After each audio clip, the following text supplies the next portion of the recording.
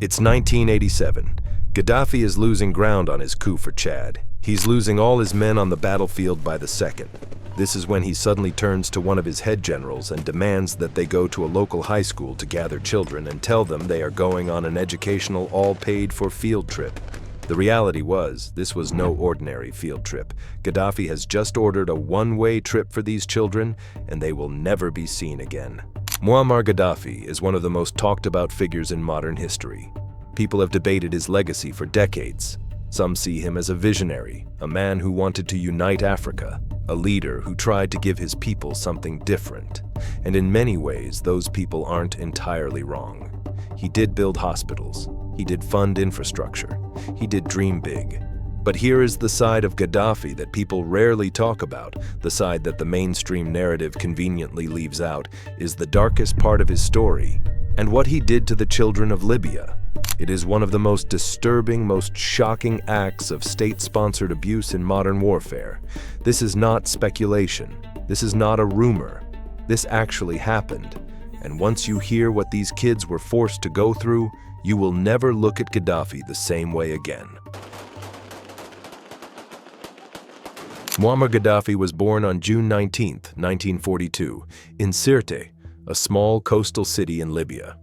Libya at the time was one of the poorest and most unstable nations in North Africa, and Sirte was no exception, a dusty, impoverished town where life was shaped by the desert and by the shifting politics of a country that had been colonized for decades. His family were Bedouin nomadic desert dwellers, and they lived a life far removed from power, politics, or privilege. From a young age, Gaddafi showed signs of ambition that set him apart. He was restless. He was curious about politics and ideology, and he consumed revolutionary literature with a hunger that most of his peers simply did not have. He admired figures like Egypt's Gamal Abdel Nasser, a man who promised to liberate the Arab world from Western influence. Gaddafi saw himself in that mold as a liberator, a man of the people, a revolutionary. He joined the Libyan military as a young man and quickly rose through the ranks. Intelligent, charismatic, and driven, he studied military tactics and political strategy with a discipline that those around him noticed. The ideology he was constructing, a blend of Arab nationalism, socialism, and authoritarian control, would become the foundation of everything that followed, including the darkest chapter of his rule. In 1969, Gaddafi made his move. While King Idris I was abroad, Gaddafi led a bloodless military coup and seized control of Libya overnight. He was just 27 years old. The world barely knew his name, and yet, just like that, he was in charge of one of Africa's most oil-rich nations. He did not waste time. Within months, he had declared Libya a republic, expelled Western military bases, and nationalized the country's oil industry. He rebranded the nation around his personal ideology, a system he called the Third Universal Theory, outlined in his famous Green Book. This wasn't just politics. This was total control. Gaddafi wanted Libya to think the way he thought, to believe what he believed, and to be loyal to him without question. To make that happen, he didn't just target adults. He started from the very beginning with children. Gaddafi politicized the school system. From an early age, Libyan children were fed revolutionary programs designed to instill a military mindset, loyalty to the state, obedience to the leader. No questions asked. It sounds familiar, doesn't it? Because it is. The parallels to Adolf Hitler's youth indoctrination programs in Nazi Germany are impossible to ignore. Hitler molded an entire generation of German children to serve the state without hesitation. Gaddafi was doing the same thing in Libya, shaping minds before they were old enough to truly understand what they were being shaped into. This was not an accident.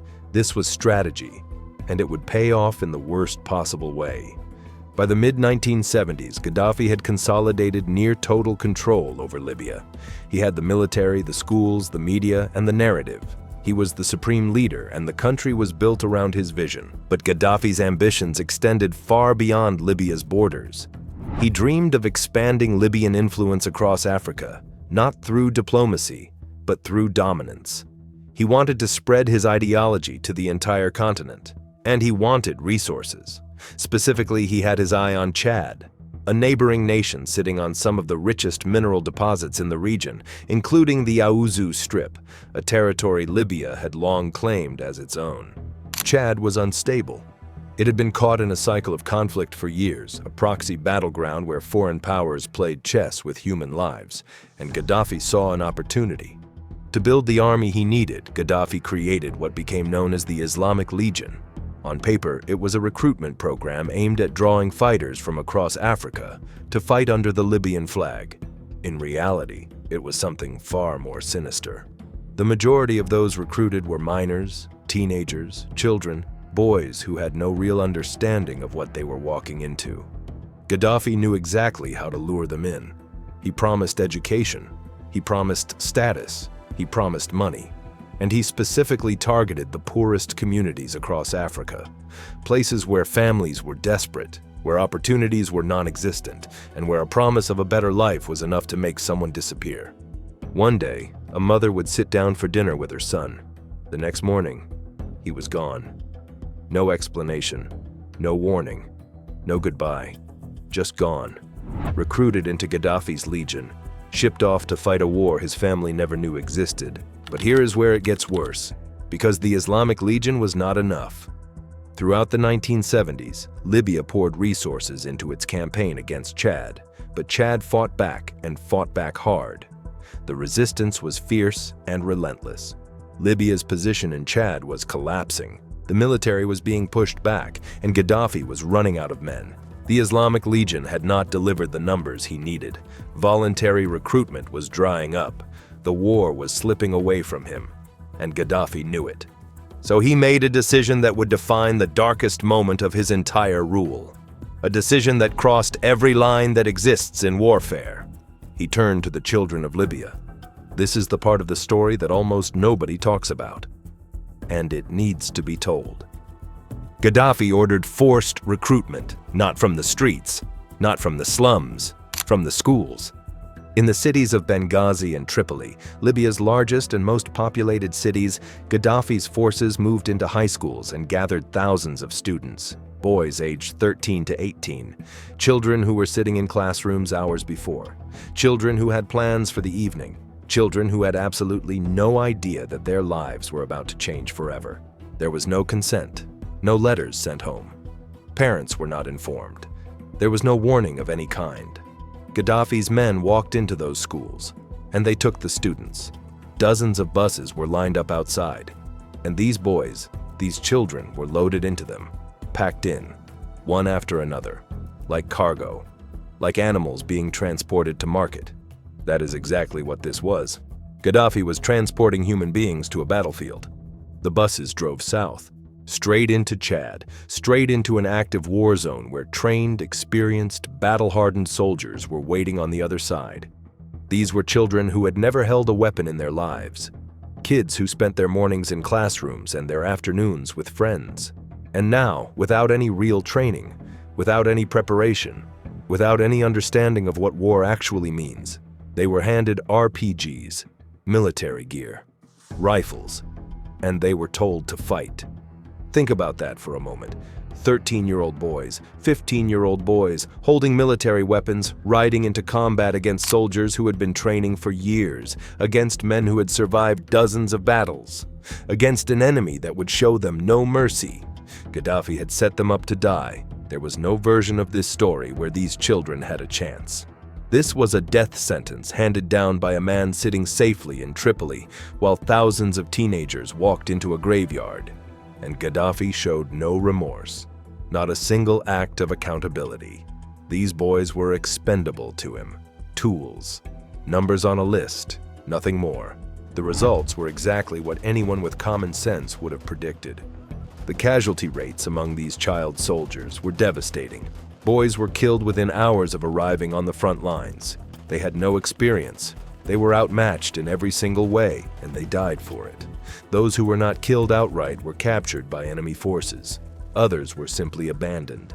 When Libyan forces began retreating because Libya was losing badly, commanders left their own soldiers behind, including the children, left in foreign soil, left to die alone in a country they had never been to, fighting a war they never chose. and those who somehow survived came home broken, traumatized, psychologically shattered in ways that no amount of time could ever fix. These were boys who should have been worrying about their futures. Instead, they carried the weight of watching their friends die in front of them, images that would never leave their minds. But the families back home faced something just as devastating, because for many of them, their children never came back. And no one told them why. No bodies were returned. No official confirmation was ever given. No closure was ever offered. One day, your child is sitting across from you at the dinner table. The next day, they are gone. And you have nothing. No explanation. No grave to visit. No answer to the only question that matters. What happened to my son? All you have is silence, and the slow realization that the answer is probably one you cannot bear to hear. One question that comes up when people hear this story is, how did these children not see through it? How could they be so willing to go? The answer lies in what Gaddafi had built over decades. These children were raised inside a system of total information control. They had no access to independent news, no outside perspective, no way to challenge the narrative they had been fed since childhood. So when Gaddafi, the supreme leader, the man they had been taught to revere their entire lives, asked for their help, many of them genuinely wanted to answer that call. They wanted to serve. They wanted to be part of history.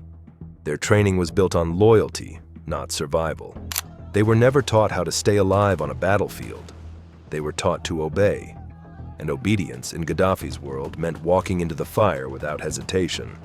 Some historians have described what happened in Chad as a deliberate death trap, a calculated decision by Gaddafi to use children as cannon fodder because he had run out of other options. The use of child soldiers in Chad triggered international outrage. Human rights organizations condemned Libya. Reports were filed. The world watched. And then, nothing. No accountability, no prosecution, no justice.